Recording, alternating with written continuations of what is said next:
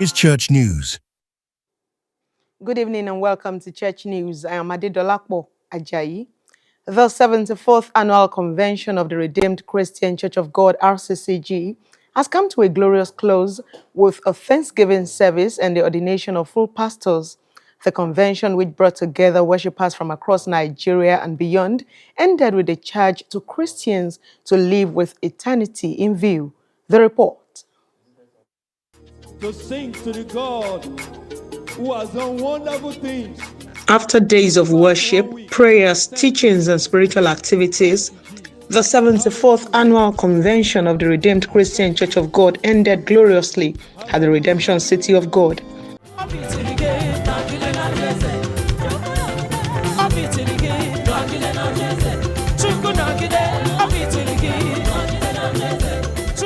The convention concluded with a Thanksgiving service and the ordination of full pastors, marking a significant moment in the spiritual calendar of the church. At the closing service, the Continental Overseer, Continent 4, Pastor Ayo Adeloye, preached on the theme, "When we all get to heaven." He reminded worshippers that heaven should remain the ultimate destination and hope of every believer. The message emphasized the need for Christians to live their daily lives with the consciousness that there is a life beyond this present world, a place where death, sorrow, and pain will be no more. Pastor Adeloye urged believers to hold firmly to their faith and allow the hope of heaven to influence the way they live, conduct themselves, and relate with others. We may be constrained to request you, pastors and brethren, that there may be one or two people who had offended you so badly, but that you may have to leave this convention to go and beg them, because you never can tell. They too may have made up their minds to go to hell and to take you along. Do you also want to make it to the land where we'll never grow old? It's important to surrender your heart and life to Christ at this crucial day. He further stressed that Christians must not merely profess their faith, but demonstrate it through righteous and godly living with the goal of making heaven at last.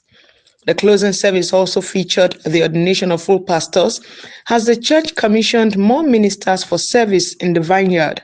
For many worshippers, the convention was not only a gathering for spiritual renewal, but also a reminder of the Christian eternal hope. As the 74th Annual Convention eventually comes to a close, the message of the final day remains a call to believers to live each day with eternity in view, looking forward to a place where, according to the Christian faith, death will be no more.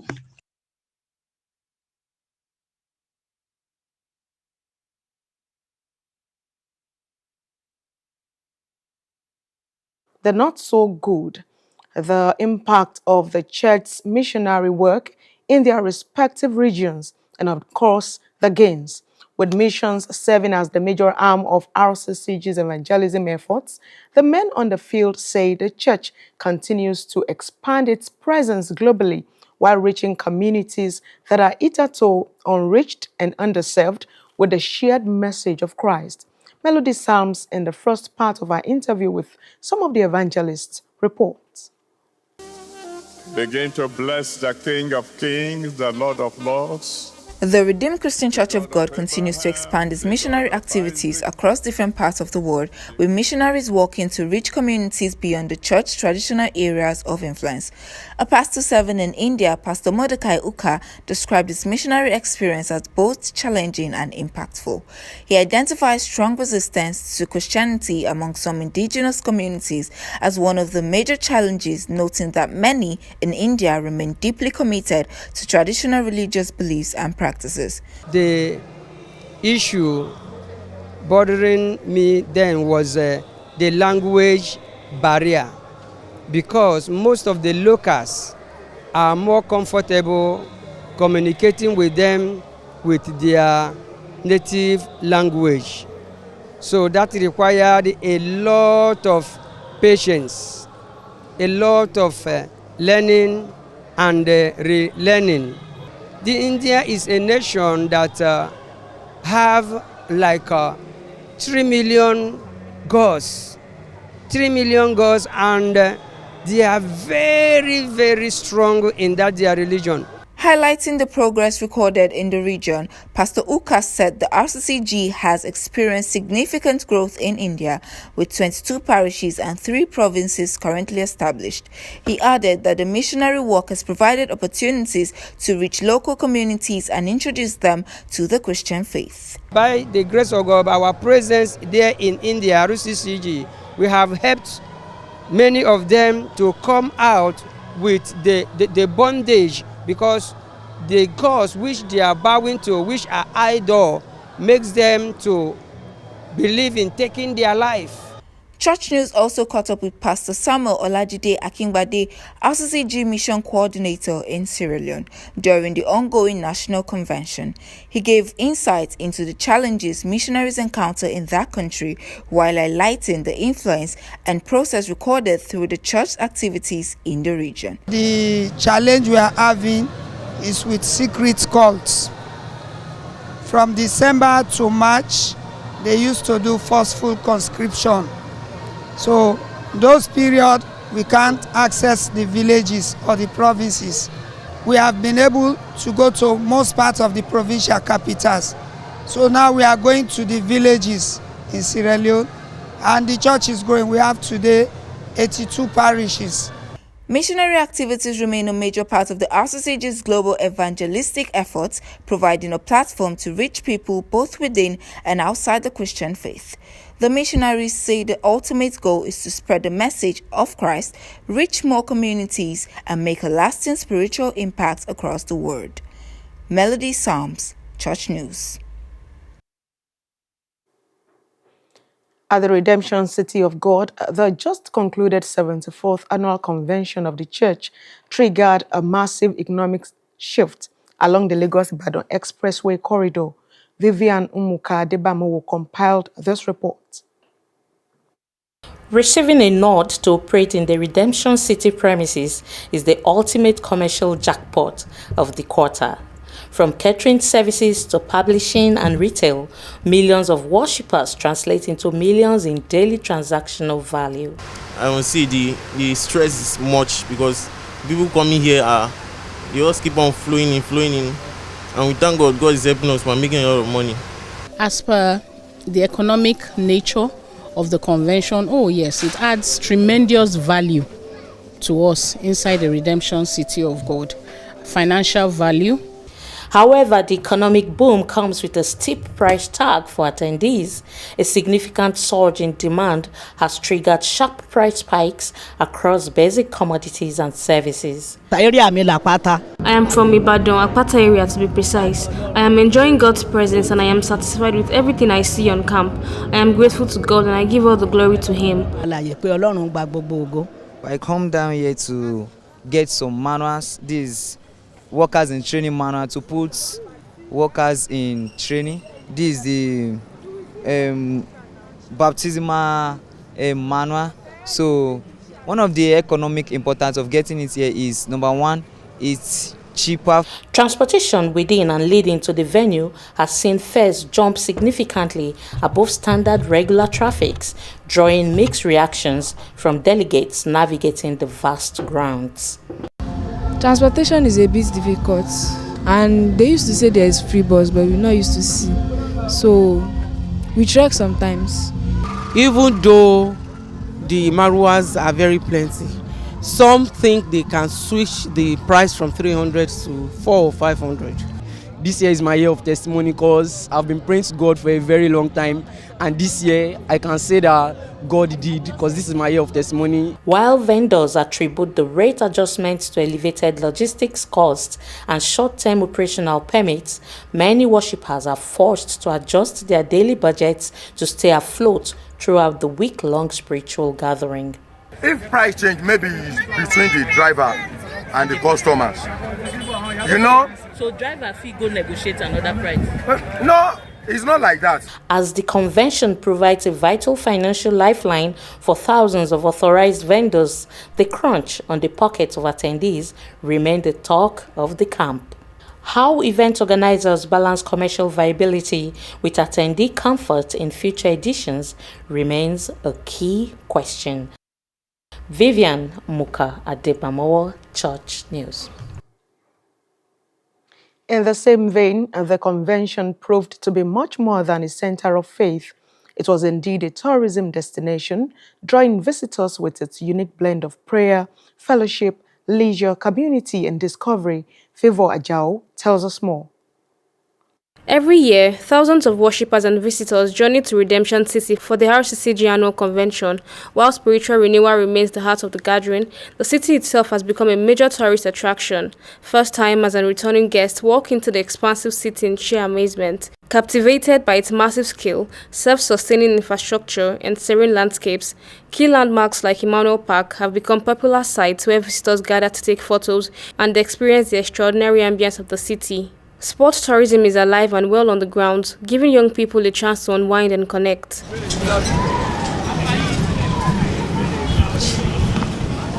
Educational and mentorship tourism plays a big role as well. Interactive youth hangouts pull young minds together to network, share ideas, and explore personal development in an engaging setting. This is a gathering of young people across the RCC, that's the Redeemed Christian Church of God, young teenagers and young persons, all right, coming here together to learn about purpose and how they can discover their God-given purpose early in life. For eco-tourists and those seeking a quiet getaway, the city's lush greenery offers a peaceful escape. The natural habitat, under the tree, so you can see the breeze, the relaxing area, and some other things. Then it's also a time for you to meditate, a time for you to interact with people. Also, sometimes walking around is a part of exercise. From sports and youth networking to eco-relaxation and sightseeing, the RCCG annual convention seamlessly bridges the gap between spiritual nourishment and modern tourism. Favor Ajao, Church News. And the primate of the Church of Nigeria Anglican Communion, the Most Reverend Henry Ndukuba, has urged Nigerian youths not to serve as political thugs ahead of the 2027 general elections. The report. Christians were ought to take an active part in politics, saying credible elections would depend on internal democracy within political parties and the commitment of electoral authorities, security agencies, and citizens to protect the integrity of the process. Bishop Ndukuba spoke at the opening of the 15th Anglican Chancellors. Registrars, and Legal Officers Conference in Abuja.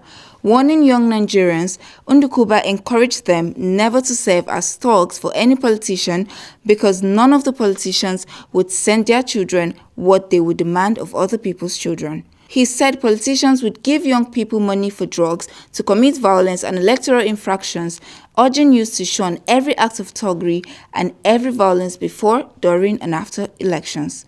The primate urged Christians across the country to register with political parties and participate in electing their representatives, saying politics shape every aspect of national life. The primate said credible elections would remain difficult without internal democracy in political parties, warning against godfatherism and the influence of money in politics.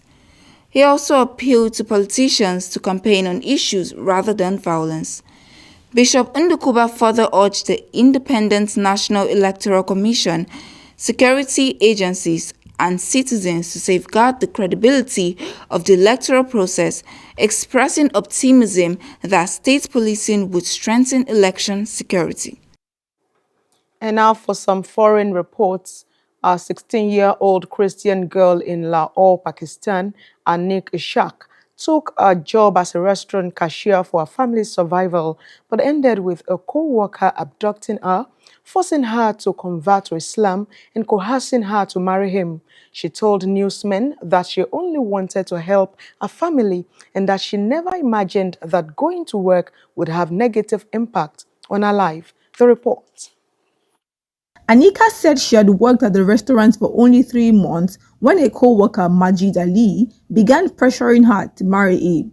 She said she categorically told him that she was a Christian and would not marry outside her faith. She recalled, when he refused to stop, that she informed the family about his persistent behavior and they immediately asked her to quit her job. She left the restaurant in August 2025 and later found work as a teacher at a local kindergarten. She said 4 months later, on January 4th, her life took a devastating turn. Anika was walking to church with her older sister and a female cousin when Ali arrived in the car with 2 accomplices, pointed a gun at her and forced her into the vehicle. When she regained consciousness, Anika found herself in a house in about 420 kilometers from Lahore. Then, they forced her to recite the Kalima, the Islamic declaration of faith, before taking her to a local court. She was forced to thumbprint and put her signature on documents she was not allowed to read. For the next 6 months, they moved her from one location to another, confined her in locked rooms, and repeatedly assaulted her whenever she pleaded to return home. Her family contacted Christian attorney Zunara Patrick, who approached the court. After hearing Anika's account, the judge allowed her to return to Lahore with her family. She has since filed a petition in the Lahore Family Court seeking to have the marriage declared void. Patrick stressed that cases of forced conversion and forced marriage are not merely private family disputes, but serious violations of fundamental rights. These are grave human rights violations that undermine constitutional guarantees of religious freedom, personal liberty, and human dignity, adding that every victim deserves impartial protection under the law, regardless of faith or background. And that's the size of our church news tonight. Thanks so much for watching. Good night.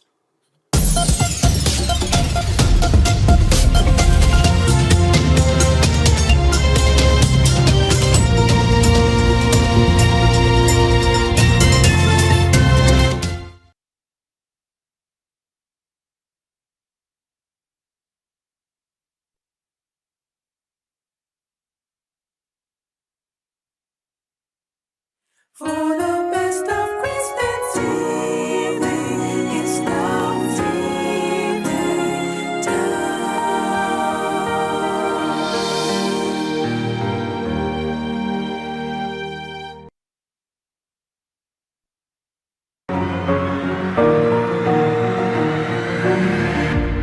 Breakthrough is a warfare, it's not a joking matter.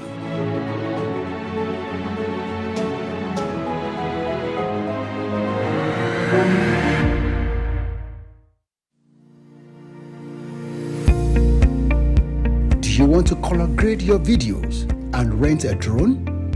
What you need is right here. DOVETV provides rental services for drones and color grades for your weddings, motion pictures, commercials, birthdays, and more. For more inquiries, please call 081 555 79502, 080 2891 3878. Let's make it an unforgettable event for you.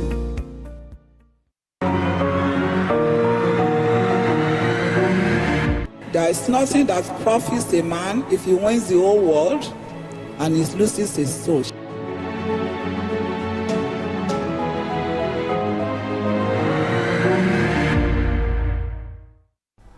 Mount Carmel Prayer Village, a once unknown village in Ifewara, Osun State, has become a prayer center for believers who are seeking the face of God or just want to spend time in a serene environment in the presence of God. Specifically built and fully equipped for its purpose as a prayer village, its modern facility of magnificent mix of deluxe suites, flats, chalets, single rooms, dormitories, mini hall, conference hall, banquet hall, prayer hall, sanctuaries, and prayer halls. And to avoid the distractions of going out for one's daily need, there is a supermarket, a bookshop, restaurant, among other facilities.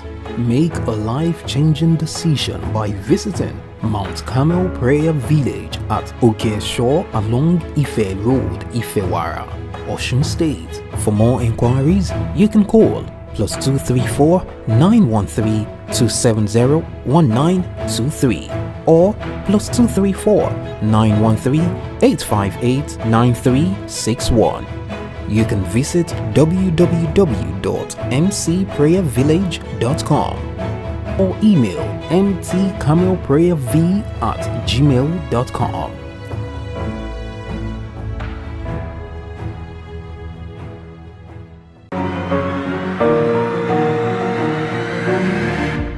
are filled and we are flowing with the power, impossibility will become possible.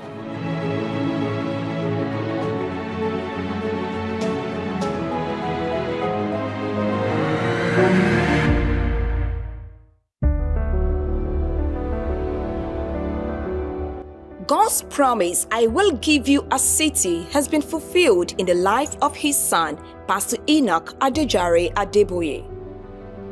A great opportunity is now available to everyone to experience God at the Redemption City of God. Come, let us go on a spiritual journey together at the Redemption City of God, where you will be opportuned to visit the holy places where God appeared to his servant, Daddy Gio, Pastor Enoch Adejare Adeboye. Places to visit in the spiritual journey are Redemption City of God, Old and New City, Mount Carmel Prayer Mountain Ifewara, the Redeemed Christian Church of God National Headquarters at Ebute Metta, Lagos, Nigeria. You will also be opportuned to visit the Open Heaven International Center, home of Daddy Gio, Hallelujah House of Prayer, where prayers are on 24 hours.